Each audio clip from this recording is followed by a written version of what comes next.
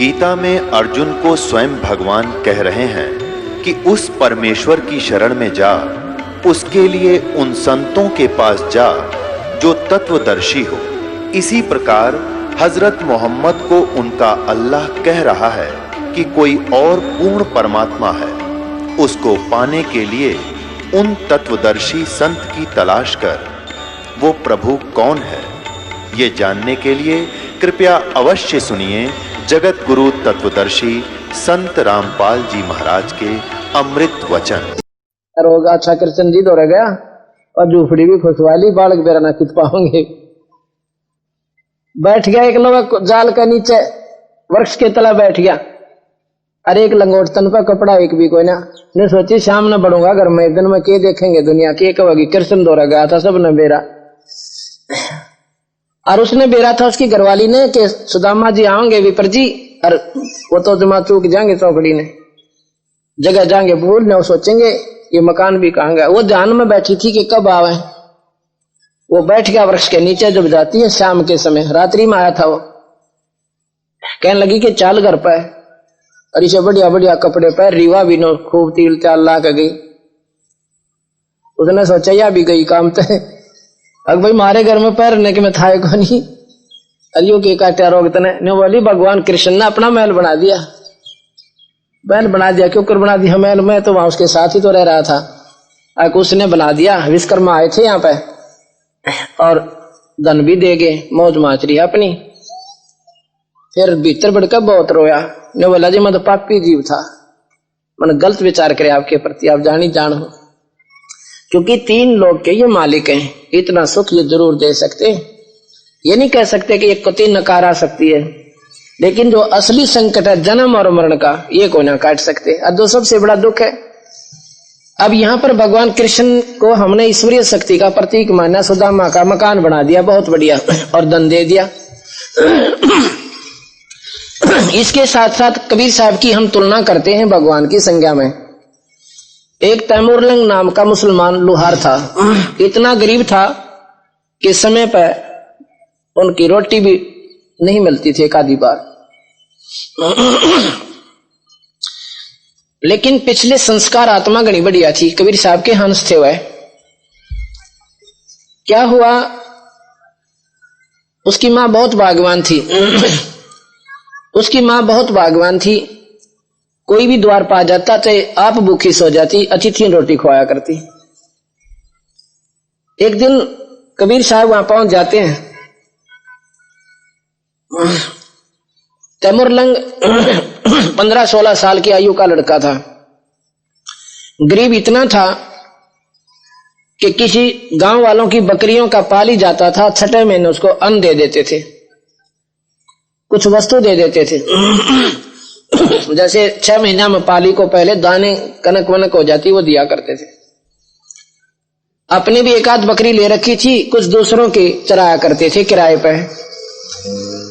और शाम के समय ओवर टाइम करता था एक लोहार के एरन के ऊपर गण मारन का, और उसकी वो दूसरा लोहार जो है उसको भी महीने 6 महीने जो है कुछ दाने वाने दे देता था, कनक वनक सी।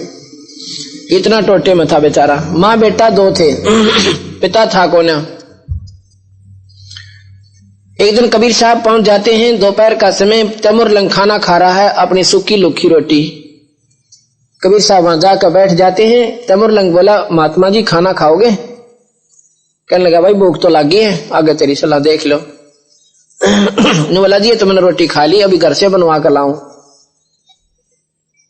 आप मेरी बकरियों को देखना, भेड़ों को पाली। मैं अभी आया, गांव के गोरे बैठे थे, 10 किले पर गांव था। अपनी माँ को कहा माँ ऐसे ऐसे एक महात्मा राह चलता भूखा गना है और रोटी चावे है। ने बोला बेटा ही बनाई ताजी, घर में 2 रोटी का आटा था, दोनों बनाकर तैयार करके और गेल होली, चल बेटा मैं दर्शन भी कराऊंगी, बर्तन भी ले आऊंगे और तुम पाली रह जाना। अच्छा माँ। दोनों माँ बेटा एक लोटा पानी का भर के और थाली में धर के 2 रोटी चल पड़े। आके उसकी माँ कहने लगी महात्मा जी खाना खाओ। महात्मा जी कहने लगे कबीर साहब के बेटी खाना तो मैं जब खाऊं कोई मेरा नाम ले ले, वह भगवान का भजन कोई ले और मेरा सेवक हो तो मैं रोटी खाऊं, ना ऐसे मैं बिना उपदेशी का भोजन खाया ना करूं। अगली नाम क्या होता है? आत्म कल्याण का एकमात्र मार्ग बेटी नाम ही है। ये जो ईद बकरी तुम करते हो ये तो सर्वनाश का कारण है, ये जीव को हानि देता है, 84 में डालता है। और एक नाम दूंगा जो तुम्हें अमर भी करेगा, यहाँ तुम्हारे ठाठ कर देगा। न बोले जी हम तो टोटे में गए हैं, हमारा धन हो जाएगा। अगर धन इतना हो जाएगा माई थरब लिया ना पड़े। अगर सच्चे महाराज जी, एक साची को फिर तो हम नाम ले लेते हैं। नाम ले लिया क्यों? निर्धन ने तो माया दिखा भाई, भगवान तो पाछे सोचेगा जब थोड़ा बहुत सुख का सांस आवे। और कोडी ने काया दिखे कि मेरी शरीर सुख हो जाता, भगवान भी बज लो। प्रथम ये सुख हो तो पहले ये काटे का डबंदी छोड़, और जब जाकर तू भगवान भगवान बजेगा। दोनों माँ पुत्र ने नाम ले लिया। महाराज ने खाना खाया, एक रोटी खाई कुल, खाकर रोटी। और वह बुढ़िया इतने नेकने की महाराज जी गणे दुखी शामता है। महाराज जी खाने भी रोटी ना मिलती, कई बार तो जो नो की जैसे खाकर रोटी। वहां पर एक बकरी बांधने की बेल पड़ी थी खाली, वह चैन वह करके कट्ठी चौरा ऐसे 4 लड़ करके छोरे का 7 मारी कड़ में नुकड़ा के उठे, और फिर लात मारी, फिर मुक्या मंड गए। माई ने सोचा, माई बोली महाराज जी क्या कर रहे हो, क्यों बच्चे ने कोई गलती कर दी? तेरे बेटे ताई 7 पीढ़ी का राज दे दिया माई मैंने। बुढ़िया ने सोची नरा पागल है, खान की रोटी कोई ना, और 7 पीढ़ी का राज अच्छा बकान लाग रहे से। उन्होंने सोची को दिमाग में खराबी है इनके, और अपनी दिमाग की खराबी हम दूसरे में देखा करा, कुदरती बात हो से। ने सोची क्यों वो भी बेचारी सच्ची अपने स्थिति को देख कर कि रोटी तो समय पर मिलती को ना, 7 पीढ़ी का राज कैसे होगा। साधु बोले सहज सभा, और जो चाहे सो कर दे। ये पूर्ण भगवान थे। अब पता चला भगवान किसे कहते हैं। इतना कह के और अंतर ध्यान हो गए, दिखाई कौन दिए, वहीं से गुप्त। अब बुढ़िया रोई, ओए होए होए, ये तो फरिश्ता थे, ये तो भगवान के अल्लाह के भेजे हुए थे, मतलब चाला पाट दिया, इनके पैर पकड़ने चाहिए थे। ओए होए आछी पापन हो।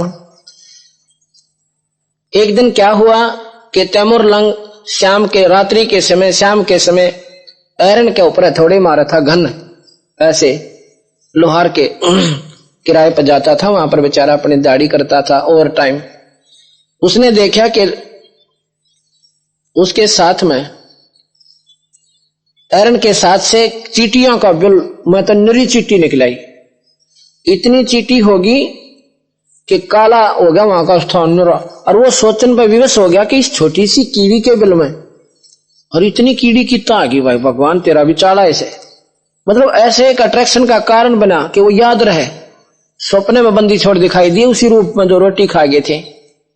जो बोला तमरलंग वो चीटी देखी थी ना तूने, उसमें नरा खजाना दब रहा उसका नीचे, उस स्थान को तू मोल ले ले। वो बोला महाराज जी मोल तो ले लूं, पैसे तो कोई ना, कि तू एक बजे कर दिए यू काम मेरा से। भगवान जब चाहे ना सौदा हुए बना कर दोनों लोग पहुंचे है। उधर से उसके मन में आ जाती है उस ऐरन वाले के कि ये स्थान कुछ तंग है, इसको यहां से कोई ले लेना, इस मकान को, इस स्थान को थोड़े से। वही साहब 20 गज का सारा सौदा था, और मैं फिर अपना बाहर बना लूं, चाहे कुछ 6 में से 1 साल में पैसे दे दे, मैंने पैसे की किताब कोई ने कोई लेवनिया बन जा। तो उसने क्या किया, उसने जाके अपनी माँ से कहा, माँ वो महात्मा दिखी है सपने में, ये कहते बेटा, इन कहते भाई ऐसे ऐसे धन पड़ा है, तुम बताइयो मत ना किसी ने, ऐरन मोल ले लो, वो स्थान मोल ले लो। ने बोली बेटा दिखा तो मुझे भी थे रात ने, पर मेरे न्यो समझ में ना आई, वो कह के रहे थे, कहे थे न्यो गुड़ा गनाए धन से, गनाए धन से। न्यो बोला बेटा फिर के एक बार जिक्र कर ले तू जाकर।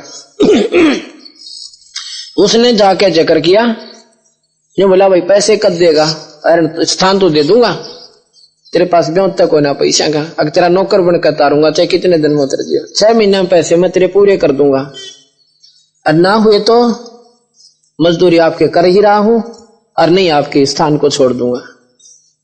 उसने सोचा गांव के गांव में की जा अपना, फिर ना देगा तो अपना मकान ले लूंगा, स्थान। ठीक है भाई। उसने तो अगले दिन अपना पढ़ लेगा सारे सौदे वहां थे। माँ बेटा ने डड़े लाकर कच्चे इतनी दीवार करी, उसके ऊपर झोपड़ी गाली, शाम के समय खोद कर देखा, मोर सरपिया डूला गिरा, बर्तन भरे पड़े, एक काटी छोटी सी मटकी, जाकर बकरी ले आ गनिए, हफ्ते में बकरी बेच दी, फिर घोड़े ले आ वो बेच दिए। गांव वालों ने सोचा कि इस नगरी वालों ने सोचा कि व्यापार ने हाथ पकड़ लिया, अब उसके पैसे दे दिए, अपने नाम करा ली जगह। अब क्या होता है कि उसने एक बार एक घटना देखी थी उस लड़के ने, जब वो बनी में पाली था जंगल में बकरियों का, उसी गांव की एक लड़की को राजा के दूत उठा रहे थे। पहले इसे निकम्मे राजा होते थे, बहन बेटियां की इज्जत सुरक्षित नहीं होती थी। सुंदर लड़की थी गांव की, पानी भरकर आ रही थी और वो ताम ताम रहा करते थे। वो जो ही उसको उठाने लगे उसने आवाज दी, रे तमरलंग तमरलंग मुझे बचा भाई। तमरलंग अपना डंडा लेकर भाग गया था, उन दूतों का सिर फोड़ दिया और उन वो करड़ा कूट दिया और फिर वो लड़की को उठा ही ले गए। उसके बाद उसके मन में ये रह कर उठा करता है, भगवान है परमात्मा है अल्लाह, एक बार जब मैं राजा बन जाऊं ना, इस राजा का वकल तारूं, इसने हमारी बहन बेटियों की इज्जत लूटी है। मतलब उसके मन में यह ऐसी घर कर रही थी, प्रेरणा रही मन में उसके। फिर उसकी वाह फेरू कैसे आई कि ईब मैं इस राजा ने कुटू पहला था, पाछा देखो और कुछ। उसके लिए क्या किया उसने, अपना एरन लाया नया और उसमें तलवार और ढाल बनाई गुप्त रूप से। जंगल में ले गया, जंगल में जाके एक एरन निकाला, वहां पर ढाल और तलवार बनाई। गांव के जवान बच्चों को, क्यों उसमें भूखमरी ज्यादा होती थी, उनको भर्ती कर लिया। उन बच्चों से कहा कि तुम्हें 1 रुपया महीने का दिया करूंगा और तुम मेरे सैनिक बन जाओ। 1 रुपया पहले तो 1000 रुपया बराबर होता था, मतलब कई हजार बराबर, बल्कि 5,000 कह जाए तो भी थोड़े हैं। तो उन्होंने एक और बताना नहीं किसी को, और सबको ये पढ़ा दे कि वो अपने राजा, अपने गांव की लड़की को उठाकर राजा ले गया था ना उसके दूत, उस राजा ने कुटाएंगे आपा।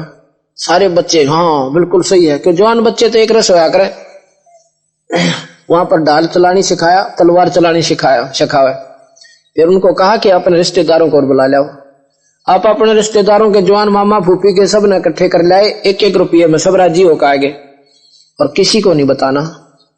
उसने 6 महीनों के अंदर कम से कम 4000 सैनिक तैयार कर लिए जंगल के वहां, वहीं खाना, वहीं पकाना, वहीं लंगर, और एकदम जाकर राजा पे चारों तरफ से घेर लिया। उस नगरी का राजा घेर लिया। तो राजा ने देखा क्यों ऐसी राजा था, उसने सोचा भी ना था कि कोई ऐसा जुल्म भी हो जाए तेरे संग में। चारों तरफ से उसके दुर्ग को, किले को घेर लिया। मंत्री से कहा कि मंत्री देख क्यों करके बात बनेगी। मंत्री कहने लगा जी इतनी सेना है, हमने तो का चैन खा जाएगी, अपने बस का कोई नहीं हो। अच्छा, आज सबने अपने डंडे नीचे कर दिए, सरेंडर कर दिया, राजा को काबू कर लिया। राजा को कूट छेद के अन्नो बोला तन जानता तो मारता ना, पर तू भाग जाए यहाँ से अपने बच्चा लेकर। क्यों, कुदरती गुण होते हैं ये। जब उसने देखा कि वो इसकी बिल्ली हो गया, इसने के मारू जाता रहा यहाँ से, क्यों हंस था ईश्वर का, और परमात्मा ने साथ दिया। तैमूर लंग ने लड़ाई नहीं करनी पड़ी किसी के साथ भी, अपने आप सरेंडर करते चले गए। उसके बाद वह सेना काबू करी, दूसरे नवाब पर चढ़ाई कर दी, वो काबू करा, उसकी सेना काबू करी। चंद दिनों में दिल्ली का बादशाह बन गया तैमूर लंग। ये इतिहास पढ़कर देखना आप कि कितने गरीब घर से उठ के वो क्यों पहुंच गया वहां पे। रोटी तमर लंग को दीनी तात 7 बादशाही दीनी। रोटी तमर लंग ने दीनी, उस भगवान को दी, 1 रोटी दी थी और 7 पीढ़ी का राज दे दिया, नाम दिया और मुक्ति करी माँ बेटिया की, दोनों काम किए। तैमूर लंग से लेकर औरंगजेब तक उसकी 7 पीढ़ी ने राज किया तैमूर लंग की ने। उसके बाद कहा था माई जो लात और मुक्के मारे है ना, इसके बाद तेरे बेटा का राज खंडमंड हो जाएगा, टुकड़ा में बट जाएगा। औरंगजेब के बाद हिंदुस्तान का राज छोटे छोटे बादशाह बन गए थे, नवाब बन गए थे। ये उस भगवान के थी, आज की नहीं, ये बहुत पहले की लिखी हुई किताब है। उस समय ये तो कहते हैं तैमुरलंग और औरंगजेब तक इतलक शुरू मुराद, यहां तक उनकी वो आशीर्वाद फला। अब इसने भगवान को नहीं मानता और सुदामा के एक महल बनाने कृष्ण जी को मालिक मान लिया। वो भी भगवान, वो 3 लोक के, और ये भी भगवान, ये अनंत कोटि ब्रह्मांड के। जब जाकर बेरा पटा, जब बराबर में दूसरी दुकान लगेगी, जब नकली असली सौदे का ज्ञान होता है, एक दुकान पर ले जाओ, चाहे वो कुछ भी दे, वो ऐसा बढ़िया दिखा है। इसलिए इस बंदी छोड़ के शरण में आने से ही आपको ज्ञान होगा। कार हम विचार करेंगे कि भगवान कृष्ण ने सुदामा जी को राहत दी, वो राहत भी भगवान ने उससे ज्यादा दी, कबीर भगवान ने उनसे ज्यादा दी। अब हमने कृष्ण जी के बारे में सुना था कि एक बार अर्जुन और कृष्ण राजा मोरध्वज के यहाँ पर चले जाते हैं और वहां पर जाकर कहते हैं कि हम भोजन पाएंगे, क्योंकि राजा मोरध्वज ने अपने बेटे ताम्रध्वज के लिए राज तिलक करने के लिए एक विशेष आयोजन किया हुआ था। पहले कोई भी कार्य जो करते थे राजा जन परमात्मा को प्रथम रखते थे, यज्ञ हवन जैसा भी उनको जानकारी थी ऋषियों द्वारा करवाया करते थे। भगवान कृष्ण और अर्जुन एक माया का शेर बनाकर, माया रूपी शेर बनाकर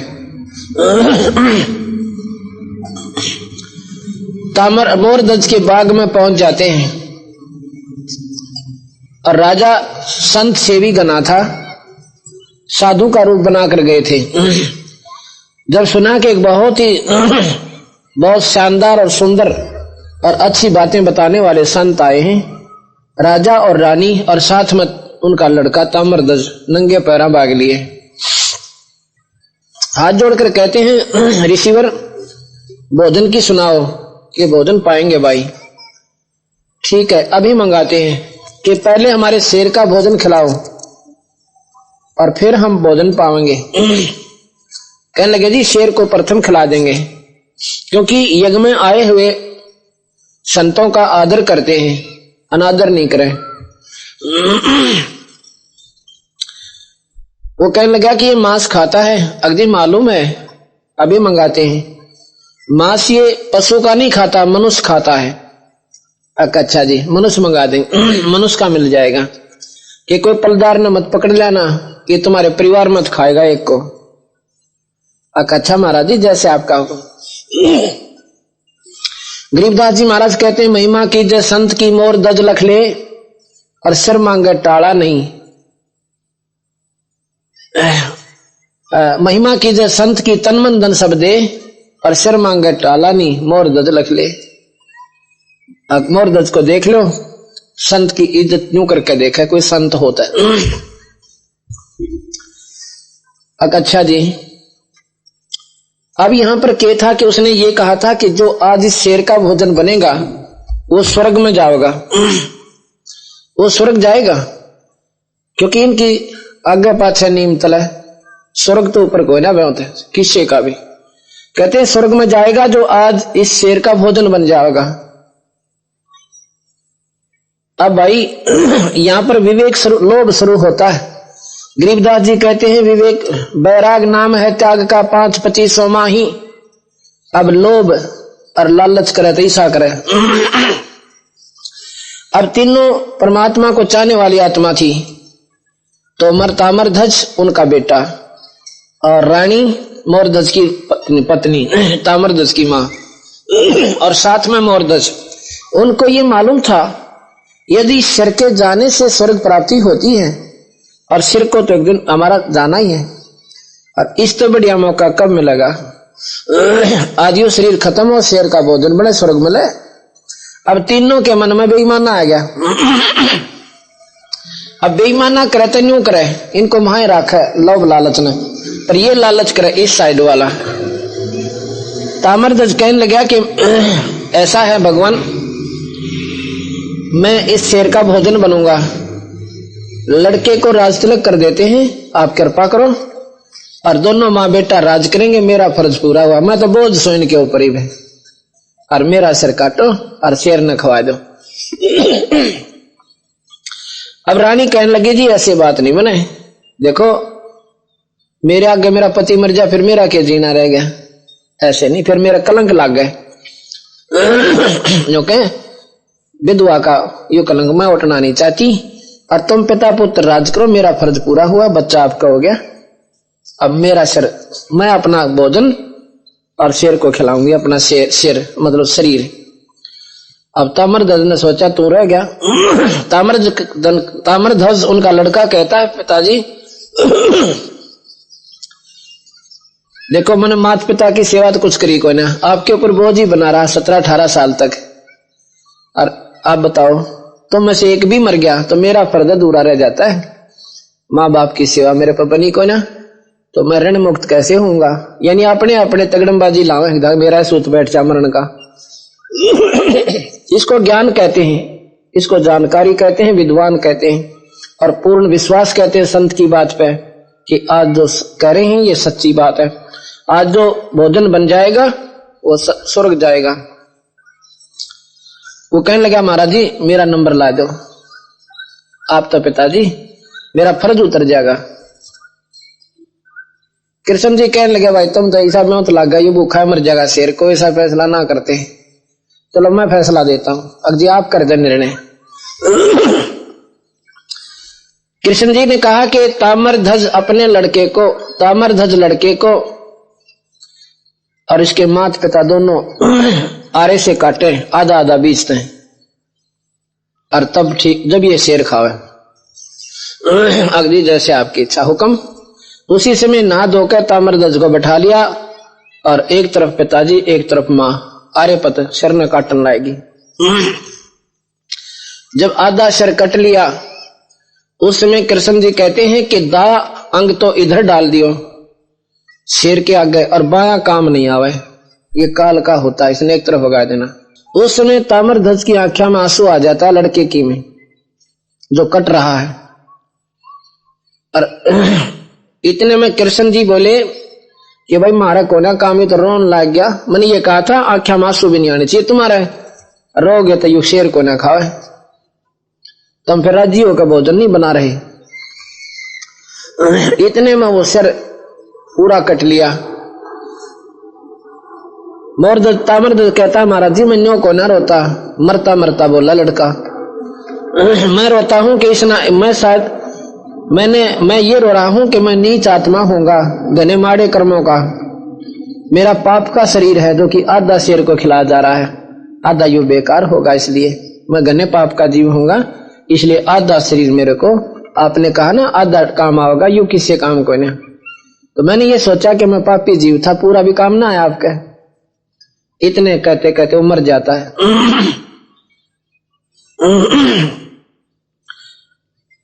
तो उस समय वो उठ कर चल पड़ता है। कृष्ण और अर्जुन कहने लगे भाई तुम तो रोज हो भोजन कौन कराते।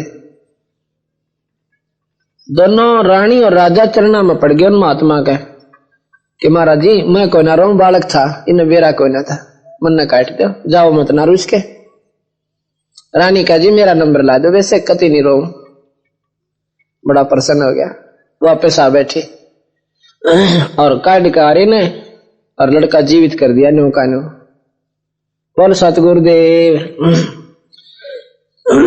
अब यहां बंदी छोड़ कहते हैं कि बिल्कुल इसी के आधार पर हमने उनको भगवान की संज्ञा में लिया, ठीक है। अभिमन्यु जो है कृष्ण का भांजा और उनका पांडवों का सर्वनाश हुआ था, उस समय वंश खत्म हो रहा था। अभिमन्यु जीवित नहीं हुआ जब कृष्ण जी वहीं था, वो क्यों ना जीवित किया। अब ये बातें सोचोगे जब ज्ञान होगा, जब कबीर साहब की वाणी समझ में आती है। ये जो ये करके जाते हैं ये ऑलरेडी पिक्चर है, इन्होंने इतना ही करना, वो नहीं कर सकते, इनकी पावर से बाहर है, ये नहीं कर सकते थे। अब भगवान कबीर साहब की महिमा आपको सुनाता हूं। जो हम कथाएं सुनाएंगे ये अनभिज्ञ हैं आपके लिए। अनभिज्ञ क्यों है? क्योंकि आपने कदे सुनी को ना, और सुनने से ही ज्ञान होता है। ये कथाएं सुनी हैं तो हमें मन को स्वीकार्य हुई, अनहोनी। और भगवान माने एक समय कबीर साहब के 64 लाख शेष हो चुके थे। ऐसे ऐसे चमत्कार जो सुन के मुर्दे तक जीवित कर दिया करते थे। सिकंदर लोधी की जलन का रोग जो कि मौलवियों से ठीक हुआ ना, और हिंदू संतों से हुआ ना, और दवाई वैद्य खत्म पार लिए, बंदी छोड़ के हाथ लानते ठीक हो गए सब प्रश्न मात्र से। Sikandar Lodhi king of the India, Bharat का जो बादशाह थे। और फिर देखा उसकी हालत चरना में तो शरा कौन ठा हुआ सिकंदर लोधी। पर ये कथा हमारे तक पहुंची है कोई ना, ये तो 550 वर्ष पुराना इतिहास है, लाख वर्ष पुरानी रामायण कोई ना, हम उसको भी सत्य मानते हैं। और इसको जो 550 वर्ष तो पीढ़ी दर पीढ़ी बता सकते हैं आदमी के ऐसे ऐसे हुआ था, इसको सत्य नहीं मानते। एक सम्मन नाम का मनियार था, और गरीब इतना था एक आधी बार उनकी जून भी उग जाती थी, यानी रोटी भी समय पर प्राप्त नहीं होती थी। घर में 3 प्राणी थे, सम्मन, सेऊ उनका लड़का, नेकी सेऊ की मां, सम्मन की पत्नी। और तीनों परिवार ने नाम ले लिया बंदी छोड़ भगवान कबीर साहब का। एक बार कमाल नाम का एक मरा हुआ बच्चा जीवित किया था कबीर साहब ने, मुर्दे को, जो जल में बहता जावा था। और वो शेख तकी जो सिकंदर लोधी का धार्मिक पीर था, उसके आग्रह पर, उसकी हट के कारण बंदी छोड़ने या लीला दिखानी पड़ी। और उस लड़के को अपने बच्चे के रूप में रखा हुआ था। वो कबीर साहब की बहुत सेवा करता था, नाम दिया। उसके मन में अभिमान हो जाता है कि मेरे जितनी सेवा कबीर साहब की कोई नहीं कर सकता। एक दिन कबीर साहब के आगे कह दी। कबीर साहब ने सोचा लड़के का मन में अभिमान हो गया, और ये डोबा से सन्मान जीवन, चाहे सेवा का हो, चाहे धन का हो, और चाहे दान का हो, चाहे भक्ति का हो, चाहे सिद्धि का हो जाए, अभिमान परमात्मा ने कति पसंद नहीं है। तो कबीर साहब ने सोचा ला इसके भरम न तोड़ू, सेवक तो इसने देखे भी ना अभी तक। जैसे अर्जुन को अभिमान हो गया था कि मेरे जैसे कृष्ण जी आपका कोई साथी नहीं होगा, उसके भरम न तोड़न खातिर वहां ले गए थे। शाम का समय था, शेख फरीद और साथ में कमाल और कबीर भगवान, तीनों के तीनों दिन छिपन वाला था, सूर्यास्त होने वाला था। और सम्मन के द्वार पर एक कच्चे से मकान के आगे पौड़ी सी थी, पीछे आंगन था, उससे पीछे मकान। वो पीछे मकान में बैठे तीनों के तीनों अपने बंदी छोड़ की चर्चा ही गा रहे थे कि हमारे बाग में ना जाने कब भगवान बंदी छोड़ के दर्शन होंगे। आपस में विचार कर रहे हैं कि हमारे गरीबां के घर में बंदी छोड़ क्यों करा सकते हैं, जिनके 64 लाख से जिन राजा 3 तो नरेश थे उनके सेवक। एक तो वीर सिंह बघेला काशी नवाब, बिजली खां पठान मगहर का नवाब मुसलमान, और दिल्ली का बादशाह सिकंदर लोधी मुसलमान। और इसके बाद अन्य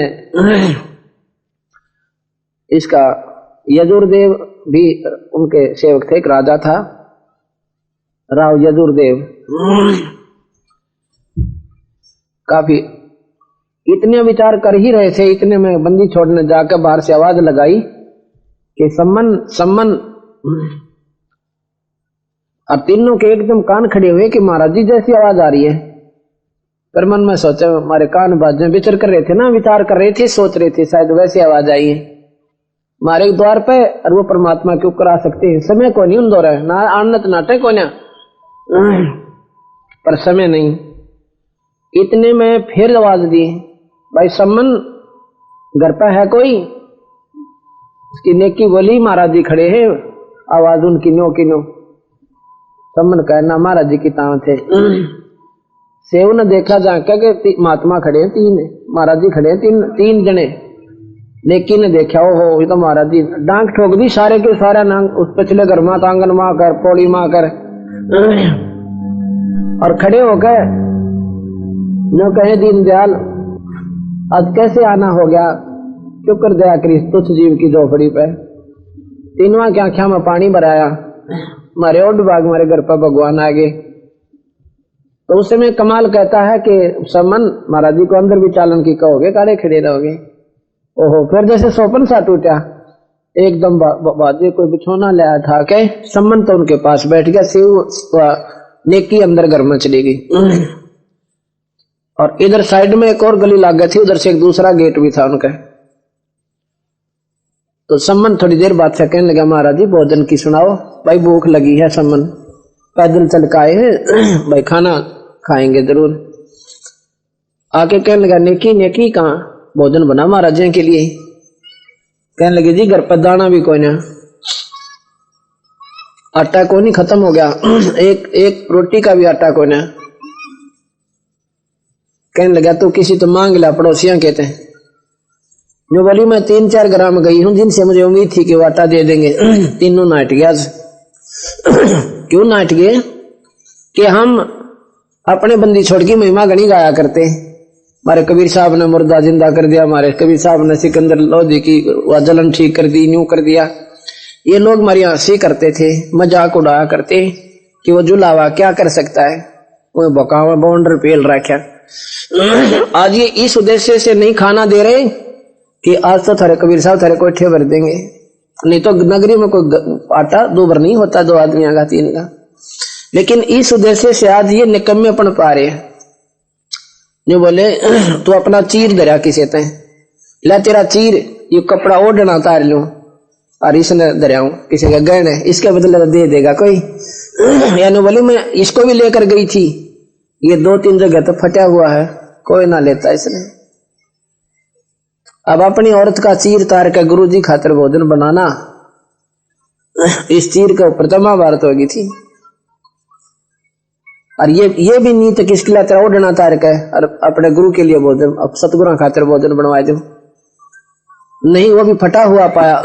जमीन पर बैठ गया और कालजा पकड़ दिया ने बोला अच्छा पापी जीव में भी पहली बार भगवान आए, रोटी तक का जरूरत नहीं। ये भगवान इसे खोटे कर्म प्राणी को पैदा भी क्यों करो थे दाता। वह बोली जो रोए काम नहीं चला, रोने लग गया सम्मन। नेकी कहने लगी ऐसे रोने से समस्या ना हो, नो करो अब तो हाथ जोड़ लो महाराज जी से, कहो महाराज जी सुबह भोजन खिला देंगे। महाराज संत बड़े दयालु होते हैं, इशारों को पकड़ते हैं और ये अपने आप सुबह बख्ते भोजन बना देंगे। सुबह कहां से बना देंगे कि दोनों पिता पुत्र चोरी कर लेना रात में जाके और महाराज जी का भोजन करवा देना। सेऊ जो लड़का रोजाना सुना करता था कि चोरी करना महापाप होता है, वो नीच आत्मा होती है जो चोरी करते हैं। चोरी से अच्छा तो भूखा रह ले, वो भी अच्छा होता है। कहने लगे माँ क्या करी आज तू, चोरी करने वालों के नाश होता है, महाराज जी बताते नहीं थे। ने बोली बेटा बात तो तू ठीक कैसे, पर यह चोरी और तरह की होगी। इस चोरी के करने से पाप नहीं बेटा पुण्य होगा। नेकी से सेऊ से नेकी कह सुन बेटा, सुन सेऊ सुरज्ञान, या में आकाज है नहीं भाई चोरी कर दे दान। तो बोला माँ पहला चोरी करें फिर दान करें, पाप तो है ही। बेटा मैं बताऊं तेरे को, ये नगरी वाले आदि निस्तर रहे हैं, ये जान का बकवाद करें, ये नादान है, इनको बेरा कोई नहीं बाता। इन्हें ये नहीं मालूम कि संतों साथ मजाक बड़ा महंगा पड़ा करे। और जो संत आज इस नगरी से भूखे चले गए या गर्क हो सकती है, ये तो नादान है, न बेरा कौन बिजली का हाथ लावे थे। पर इसके लिए बेटा हमने ज्ञान है, हम सत्संगी हैं, इस अनरचना होने नहीं देना पुत्र। एक कथा सुनाई उस बच्चे को कि एक नगर में बहुत पैसे वाले व्यक्ति रहते थे और पैसा का पहला काम है मस्ती आना, कोई भी संतों का आदर नहीं करे। एक समय की बात, एक सिद्ध पुरुष अपने शिष्य के साथ और उस नगरी के बाहर गोरा बैठ गया बाहर वाई, और वो संत क्या करता था, एक शंख बजाता था। समझदार गांव के जो व्यक्ति होते थे पता लग जाता संत बाहर आए, उनके लिए नगरी से बना बनाया और कुछ बिना बनाया सूखा भोजन ले जाते थे। जैसा वो स्वीकार करते वैसा ही दे देते थे। बना बनाया खाते थे तो बना बनाया ले जाते थे। कई महात्मा आप बनाकर खाते हैं तो सूखा सीधा ले जाते थे। उस महात्मा ने 3 बार शंख बजाया जोर जोर तय, कोई नहीं गया रोटी लेकर।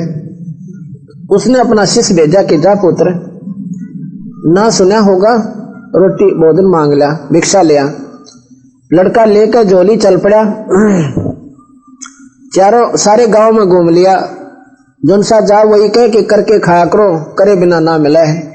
आया सुबह आ गया झोली टांग के, 2-4 गाँव 5-7 घरों में गया, वापस आ गया। कहने लगे महाराज जी किसी ने भोजन ना गालिया। महाराज जी ने सोची कि देर होगी थी, शायद किस लिए सोच आगे होंगे, रोटी का समय नहीं था इसलिए ना डाला होगा, बच्चा है वैसे ही कह रहा होगा। बेटा सुबह फिर जाता हूँ।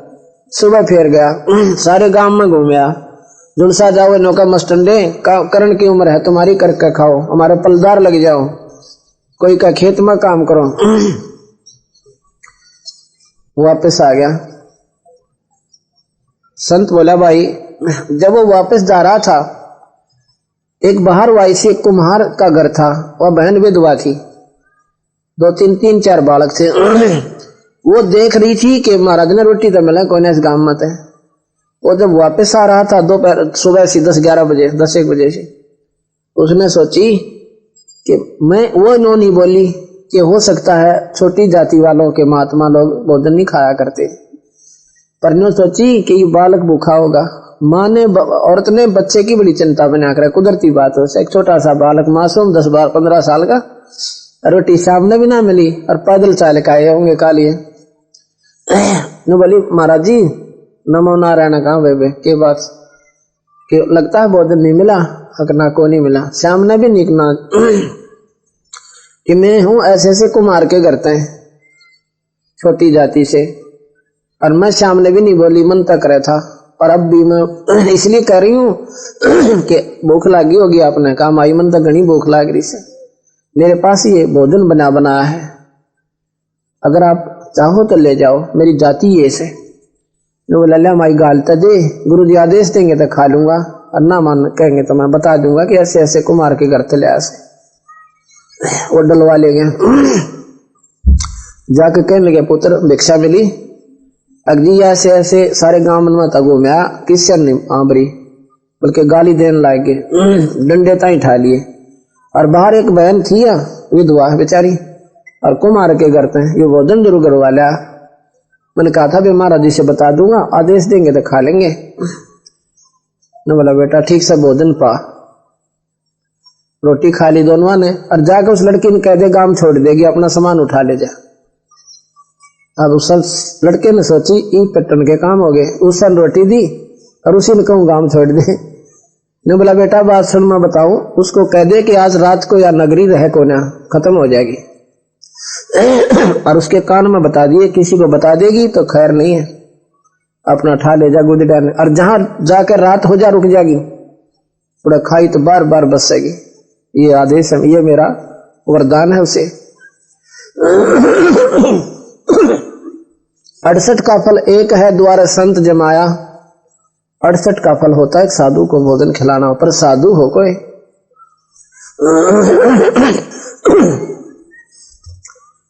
हाँ जी, फिर तो बात सी मच्छी बन गई। जाके कहने लगा बहन महाराज जी ने नूर न्यू कही से अपना सारा सामान उठा ले जा और चुप करके चल पड़े, जहां तू रात हो जा डट जाइए, उड़े तू बस जाएगी, और बताना नहीं किसी को, रात ने या नगरी रह को ना, या तो खत्म होगी। अब उसने संतों की बातों पर विश्वास होता था, पहले कर दिया करते, इस काम नहीं है, तो वो तजी अपना फटाफट धर कर गधा पर सामान और चलती बनी। 8-7 किलोमीटर जाकर रुक गई, अपना उड़ा गाल का झोपड़ी डाल का खाटा का चुकर देकर कपड़े अपना सोगी, रोटी बना खाकर। रात्रि के समय भूकंप आया और वो नगरी के जो सारे के सारे व्यक्ति दबकर मर गए। इतना भयंकर उसका ऊपर हलन का असर हुआ कि सारी नगरी खत्म हो गई। अब बेटा संता गल मजाक के ये अनर्थ हो जाया करे, ये नादान है, हमने बेरा पट गया, ये अनर्था मोहन नहीं दे पुत्र, इस नगरी का अन्न संत खाएंगे, आशीर्वाद मिलेगा, ये जीवित रह जाएंगे, ये तो माया में कुमत्ती हो गए। फिर ने बोला ठीक समा, फिर हम जाएंगे। साहब से कहा कि साहब सम्मन बोला सुबह रोटी खवा देंगे, बनाएंगे महाराज जी। अब ठीक है भाई। अब पानी पिया ना, ये तो भूखा जाती रही, मेरा ना के हो गया, हम तो छिक से गए, कति नहीं भूख भाई, बनाइयो भी मत ना के रोटी बना दी, अगना जी सुबह बना देंगे। अच्छा रात्रि के समय दोनों पिता पुत्र चोरी जाते हैं, एक सेठ के मकान में चोरी का पाड़ लगा लिया, यानी कुंडल बनाया, सुराग सा, कच्चे मकान होते थे, उसमें जाकर इतना सुराग बना लिया कि आदमी सिर देकर अंदर घुस जा। समन कहता है भाई मैं जाऊंगा अंदर, बेटा तू मत आइए, और बाहर खड़ा रहा, मैं आटा दे दूंगा तुझे और लेकर भाग लेना। समन सेव बोला नहीं पिताजी आप बड़े हो, आप पकड़े गए तो गांव आपको जो है ना सजा मिलेगी, मैं बालक बाजूंगा। दुनिया न सोचेंगे बालक था, छोड़ दीजिए, मन माना रहम हो जा। समन बोला भाई यहाँ पर रहम का खाता कोई नहीं गए, और जब तू मर गया बेटा हम किसके लागेंगे, फिर हमारे पास क्या बचेगा, तू मत जाना, मैं जाऊं सु पुत्र अंदर। अगर नहीं पिताजी मेरे हाथ जुड़वा ले, आप बाहर खड़े रहे। इतना ही कहते ही और सेव अंदर घुस गया पाड़मा का सुराख में का।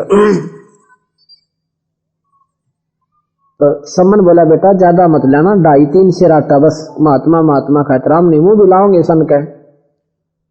जाके उसने अंदाजे से 2.5-3 शेर आटा निकाला और चालन लग गया। जब तराजू के ऊपर पैर टेक गया एक किनारे पर, वह पालड़ी का उसका पलड़ा खड़ाक देश दूसरे पालड़े पर पड़ा, शोर हो गया, सेठ जाग गया, चोर चोर करके और सेव को पकड़ लिया, और सेव चुपचाप पोटली भगा दी, वह बांध रखी थी जो कपड़े माटा। कहने लगे पिताजी मेरे को बनियन पकड़ लिया और आप महाराज जी को भोजन करा खिला दिया, और पाछा बताइयो मैं पकड़ा गया कि रोटी नहीं खाएंगे वह। अब समन लेकर पोटली बांध लिया और लड़का बांध दिया थाम का सेठ ने। अरने बोला सत्संगी तड़का बताऊंगा, थारी करतूतों का बेरा पाटेगा, ये थारे गुरुजी आते हैं ना, ये चोरी कराने आते हैं, अब बेरा पटेगा, तुमने काला मुंह करेंगे उनका और कुटेंगे यहाँ पर और सजा करवाएंगे। और निकम्मो गेल तुमने, देखिए हाँ सोचा था। अब चलो भाई, उधर जब वो लेके गया आटा तो उसकी पत्नी बोली कि लड़का कहाँ है, तो उस बानिया ने पकड़ लिया। अब देखो अपने उसके कहाँ विचार गए उस बहन के कि महाराज जैसे नीत नहीं, पहली बार गुरुदेव आए, लड़का पिछाना जागा और गुरु जी का काला मुंह होगा, रोटी खिलाई को उनका जुलूस कड़वा दिया। ने बोला बेटा नो अपने पति से कहती है कि तलवार ले जा और बेटे की नाड़ काट लिया, जुल्म हो गया कतिया जिसके महाराज जैसा तो ऐसा रथ नहीं होगा, गुरु जी की बेइज्जती होगी ना महाराज को जीवनानी से। सम्मन लेकर तलवार आ गया, आके कहता है सम्मन सेऊ एक बार 2 बात करूं बेटा, नाड़ बाहर काट ले, सुबह ना जाने हम मिल पावांगे कि ना मिल पावांगे, राजा के राज से सजा होगी बेटा, 2 बात करूं सो आखिरी बार। उधर सेऊ के मन में आती है कि बदबंदी छोड़, आज मेरे पिताजी मेरी नाड़ काट ले, ना तो चाड़ा हो गया तो गुरु जी का बेइज्जती बनेगी। एक क्योंकि वो एक रस है, सत्संग का भाव जो है वो ऐसे बना देता है सारे परिवार को। कहने लगे सेठ जी बाहर मेरे पिताजी खड़े, 2 बात करना चाहते हैं, यदि आप कहो तो मैं बात कर लूं, तो भाग जागा, मैंने सारा बेरा थारी चाल का। अगले सेठ जी मेरे पैर ने बांध दे करड़ी करिया और इतना ढीला कर दे मैं गर्दन बाहर काट लूं, इससे ज्यादा मत करना।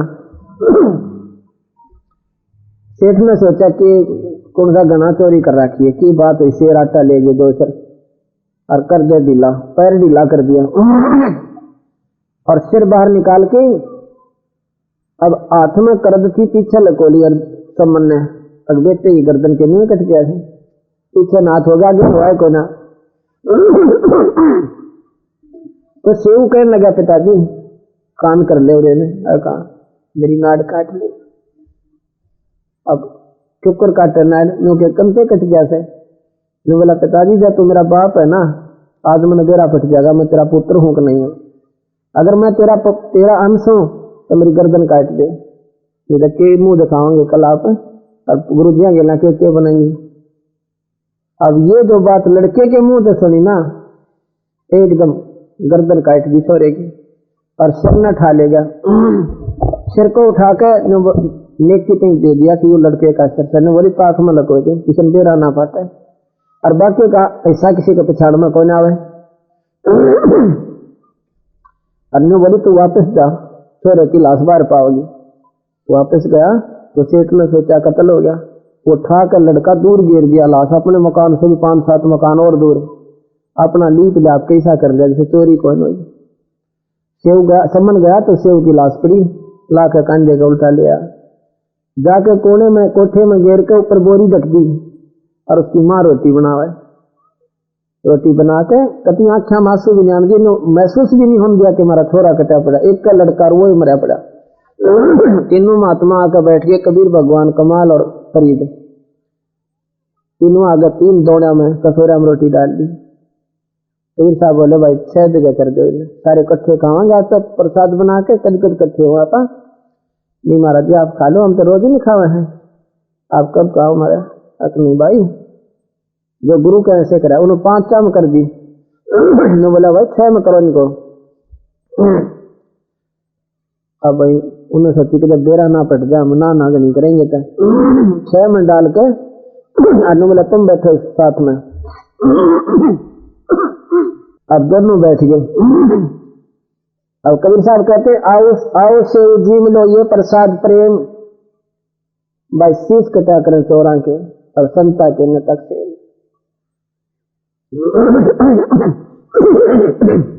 सेव दड़पा शीश चढ़ा और बैठा पंगत मां, नहीं गरेरा नाड़ के ओ से उकना बोल सतगुरुदेव। उस लड़का का सर लड़के ऊपर शीश जुड़ के और पंगत मां बैठा और मात पिता भी नो कलर हटा के देखे, ओ सा कोई और से निशान भी कोई उस लड़के के। बोल बंदी छोड़ कबीर साहेब। अरे बोला भाई बंदी छोड़कर मौज करे। कबीर साहब बोले इतना धन दे दिया उस सम्मन को, उस थोड़े से समय में उस नगरी का 1 नंबर का सेठ हो गया। सेव और उसकी माँ वो तो पार होगी उसी जन्म में। अब सम्मन था गरबारी, उसके मन में समस्या, उसके मन में एक शंका उत्पन्न होगी कि मैं पापी जीव था, मैंने पिछले जन्म में पुण्य नहीं किया और इसके कारण मैं इतना गरीब हो गया कि गुरु महाराज के लिए मैंने अपने लड़के का सिर काटना पड़ेगा। मतलब वो आखिर तक उसके मन में ये शंका बनी रही कि मैं साहूकार होता ना पैसे वाला तो ये जुल्म नहीं बनता मेरे पे। अंत में मैं मर गया, अगले जन्म में 9 शेरवा का बादशाह बना दिया कबीर भगवान ने और 80 गंज खजाने दे दिए। 80 खजाने, 1 अरब का खजाना होता है, लाल हीरे पन्ने मिलाकर। लेकिन माया का पुजारी कंजूस गना हो जा। कबीर साहब गए साधु का रूप बनाकर, कंजूस इतना हो गया दवन्नी खर्च ना करा। कबीर साहब जाकर कहने लगे भाई कि मैं दान पुण्य करा करो भगत जी राजा से। तो 9 शेरवा का बादशाह कहता है दान तो कर दूं पर चौनी तक हो ना, मतलब इतना कंजूस होगा कि पैसे को नहीं दान तो कर दूं महाराज जी। जो बड़ा बल्लपुर से के दाब रखे 80 खजाने दब रहे तेरा, आगे तो कोयले हैं महाराज जी, मजाक कर रहे दोनी ना खर्चनी पड़ेगी। नो बोला बेटा जिसी तेरी नीत नाल मुरादा, जिसी तेरी नीत उसे हो जाएंगे। उन्होंने सोचा महात्मा जो कहते हैं वो सच्ची हो जाया करे, देख है वो सारे कोयले हो रहे और मारी चंगाड़ रोया खड़ा हो गया। नो बोला भाई दान कर दे तो इसने उसे बना दूं, अब भी दान कर दूंगा, अब ज्यादातर दान कर देना, ज्यादातर कर दूंगा, देख उगाड़ के फिर उसे हो गए। उस दिन भंडारे ला दिए, खूब दान किया, दान दून कर लिया ना फिर पाछे पछतावा, समय भी अच्छा बेवकूफ, एक बोली बूझ के कहने से सारा खजाना लुटा दिया। अच्छी मौज मारू हो, अच्छे घोड़े खरीदू हो, अंत में मरे गया, उसकी आशंका नहीं निकली, भक्ति तो भूल भाल गया। तीसरे जन्म में बलख बुखारे का बादशाह बना दिया। अब देखो लगातार 3 जन्म तो मनुष्य के दिए और बलख बुखारे का जो बादशाह बना। ये लंबा इतिहास है क्योंकि इतना जल्दी ये समाप्त नहीं होता बंदी छोड़। कबीर साहब की तो मैंने लीला शुरू भी नहीं कर पाया हूं अभी, कम से कम भी 100 ऐसे प्रमाण हैं आदमी समय और चक्कर काटे। ये बलख बुखारे के बादशाह को कैसे सुलझा इसका लंबा इतिहास है, फिर कभी बताएंगे, सुनने लगा।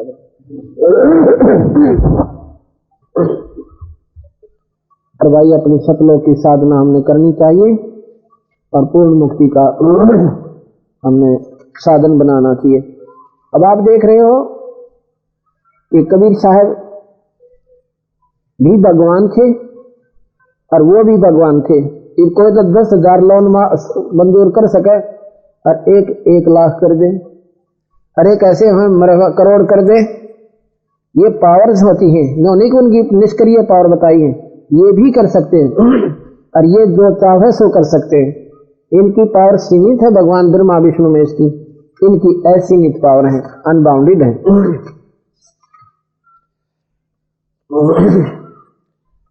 सतलोक में चल मेरी सुरता, मत ना लावे देरी,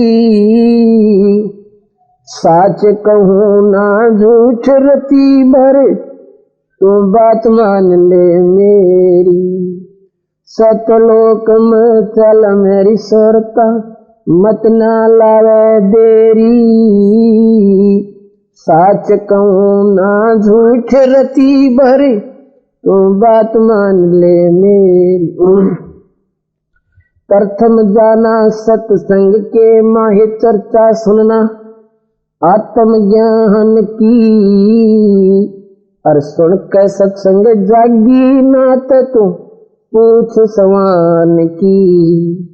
प्रथम जाना है सत्संग के माँ चर्चा सुनना आत्म ज्ञान की, और सुन के सत्संग जागी नात तू पूछ सवान की।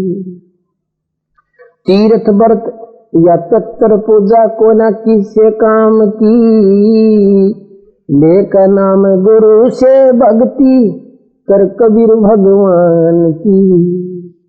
तीर्थ व्रत या पितर पूजा को न किसे काम की, लेकर नाम गुरु से भक्ति कर कबीर भगवान की।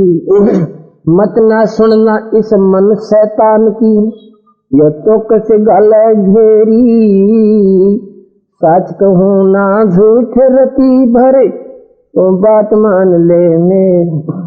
चिरकुटी सतलोक में चल मेरी सुरता, मत ना लावे देरी, सच कहूँ ना है झूठ रती भरी, तो बात मान ले। काल लोक में कष्ट उठावे, यो को ना तेरा ठिकाना, मात पिता संतान संपत्ति का यो झूठा तलरी तान। इस काल लोक में कष्ट उठावे, यो को ना तेरा ठिकाना, मात पिता संतान संपत्ति का तो झूठा तलरी तान।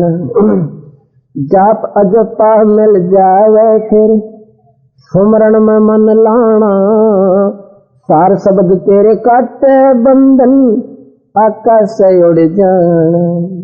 जाप अजपा मिल जावे फिर सुमरण में मन लाना, सार शब्द तेरे काटे बंधन आकाश से उड़ जाना। चिरकुटी में आना है सुरता, मत ना भटके देरी, सच कहूँ ना झूठ रती भरी, तुम बात मान ले। सतलोक को चल मेरी सुरता, हिम्मत ना लावे देरी, सच कहूँ ना झूठ रती भरी, तुम बात मान ले। चिरकुटी में जा कही सुरता, चारों ओर लखावे, शब्द गुरु वहाँ प्रगट होवे, पुस्तक जाकर वावे। चिरकुटी में जा कही सुरता, चारों ओर लखावे, शब्द गुरु वहाँ प्रगट होवे, वातें जाकर वावे। नूरी रूप गुरु काहे होके तेरे अग अग जावे, सत्यलोक में सेज बिछीवा, वो चौकस लाड लडावे। जन्म मरण मिट जावे सुरता, हो अमर काया तेरी, सच कहूँ ना झूठ रती भरी, तो बात मान ले मेरी। सतलोक में चल मेरी सुरता, ए मत ना लावे देरी, सच कहूं ना झूठ रती भरे, तू बात मान ले। सतलोक में जा कहे तेरे, सुरता संकट कट जा सारे, अगम लोक और अलख लोक के वहां दिख सभी नजारे। सतलोक में जा कहे सुरता तेरे संकट कट जा सारे, अगम लोक और अलख लोक के वहां दिख सभी नजारे। लोक अनामी जावेगी वहां कोई ना मिले चौबारे, आत्मा और परमात्मा वहां को ना रहते न्यारे। लोक अनामी जावेगी वहां को ना कोई चौबारे, आत्मा और परमात्मा वहां को ना रहते न्यारे।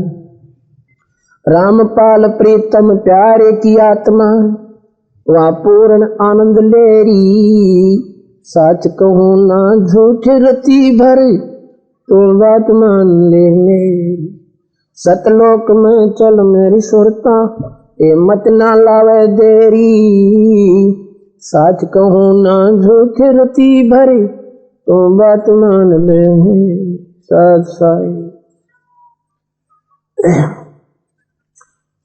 ये प्रथम जाना सत्संग के मां चर्चा सुनना आत्मज्ञान की, और सुनकर सत्संग जागी ना तो पूछ सवान की। पूछ सवान की कुत्ते की पूछ।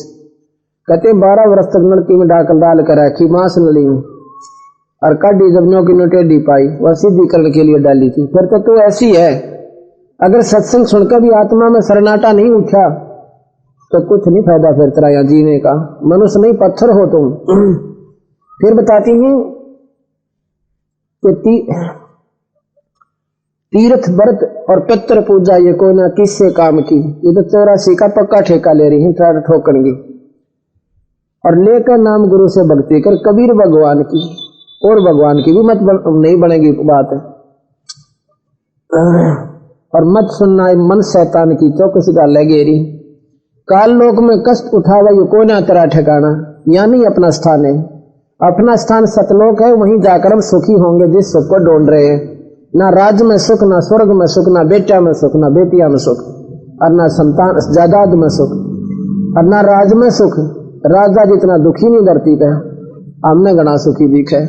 देवता में सुख को ना, ब्रह्मा विष्णु महेश सुखी को ना। कृष्ण जी ने यहाँ आना पड़ा और कितने संकट काटे, लीला देखो उनकी। एक दिन भी सुख का सांस लिया होता है।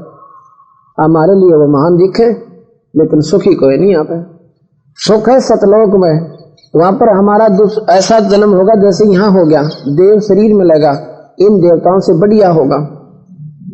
बाल बच्चे होंगे पर वहां मरण कोई ना।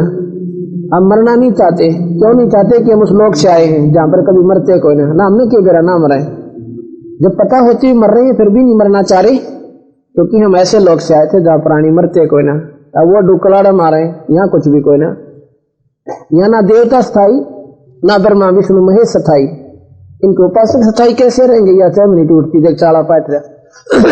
अब बंदी छोड़ कहती है नाम लेके जाप अजप्पा नाम आपको मिलेगा, जिसको सतनाम कहते हैं। और सार सब धन वो काटे, फिर सारे जोड़े रस्से बांध रखे काल में।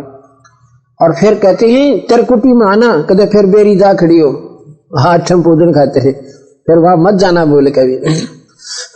फिर कहें त्रिकुटी में जाकर सुरता चारों ओर लखावे।